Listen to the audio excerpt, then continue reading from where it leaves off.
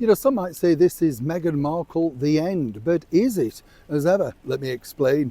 Morning, nice to see you, chums, on a very autumnal day. Can you see all the leaves flying down behind me? Seems strange, doesn't it, this time of year that we're losing all the leaves that quickly? Or is it my age? Did they always come down this time in August? Don't know what's happening. Soon the leaves will be, well, it's a bit like the Mamas and Poppers song, isn't it? All the leaves are brown and the skies are grey. California dreaming, yes. Well, not anymore if you're Meghan Markle, oh no. Things aren't going exactly quite to plan. And of course, this surprises absolutely nobody. Nobody at all, in fact, less than, of course, His Royal Highness the Prince of Wales, Prince William, who warned his younger brother, Prince Harry, all about Meghan Markle's inability to stick with anything. Some might say even marriage at this point. As ever, let me explain. Good to see you, chums. Thank you so much for joining me today. Let's have a lovely wave. Hope you're all keeping well. It's interesting, you know, in the world of business, entrepreneur, that sort of stuff. Doesn't matter who you are right now, it's proving very, very difficult to make anything stick. Luxuries have to go, because what we bought as a luxury, as a treat, is now not a treat because we can't really afford it. You look at the essentials, don't you? It's all the things that you look around. So it was always going to be a bad time to launch a particular lifestyle brand. Lifestyle brands really depend on the rich and the famous basically selling to you, whether it be a fabulous candle that smells the room out wonderfully, or indeed you can buy more or less the same candle now in a leading supermarket for, well, less than half the price. And this is the problem now engulfing the former royal known as Meghan Markle. You see, the problem is the as ever brand, whatever you want to call it, well, it's not working. It's as simple as that. And the reason why it's not working is there's no direction, there's no business manager, there's no management, there's no CEO. You've got a former actress having a crack at trying to sell expensive goods to the rest of the world. Recently, of course, things like wine, and that really is a unique position to try and do. Now, the reports are that Meghan and Harry are literally hemorrhaging money on a massive basis. But, you know, how true are these landmark stories? The idea behind this, that, you know, when you read it, is the fact that apparently, you know, vendors haven't been paid, her name's now mud, all of that sort of stuff. Let me tell you now, once and for all, this is the deal.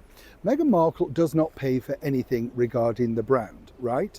And I know this 100% for a fact. Everything is being picked up by Netflix, particularly the things like the jam, the wines, the crepes and stuff like that. For some inexplicable reason, they are bankrolling it all. The production, everything. Meghan is literally just a template. So these stories basically saying the company's going to collapse. The company will collapse when Netflix say enough is enough. Everything comes from them, the payment of the staff, the producing of the TV show, the crew, the designs, you know, every single, I can't begin to tell you, there is nothing coming out of the personal funds of Harry and Meghan. What Harry and Meghan have got is simply this. They're hoping that this TV show will spark an interest, right, and drive business along, and that truly is the idea, but it's not. You see, sales of the wine are, well, bad to say the least. And other things have just plateaued. Interested at first, people have got it. Bad reviews can kill a brand. We told you that with J.D. Vance and that particular pub that he tried to have a dinner with. And then everybody started to book and non-book, and it all became a shambles. Moving forward with Meghan and Harry, the bigger problem that you have now is that they don't own the brand as ever. It's a percentage deal, and a percentage deal means you have to sell a lot of the stock. Meghan can't shift the stock. Netflix, it's the first venture into this sort of thing. They've had a crack with a few other things, but none of the bigger scale. The idea also, which is nobody's tapped on yet, is the fact that really things like, you know, the spoons that Meghan uses, the aprons that she wears, the jam jars, everything was going to be branded with as ever. But that's been a disaster because she couldn't get the corks right. Now, I'm not knocking somebody when they're down. She needed some help, didn't take it, wouldn't take it, and now this is the mess that she clearly is in.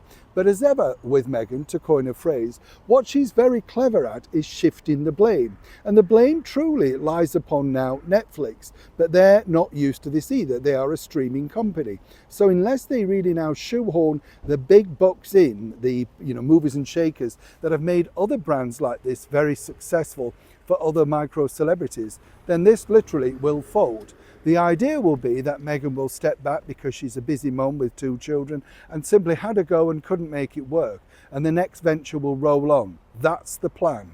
But as for Meghan running out of money, oh no, no, no. Meghan's running out of money only when Netflix say, we're not giving you any more. And that day is getting ever closer. That's the true story. That's exactly what's going on behind the scenes. Neil Sean in the very heart of the United Kingdom.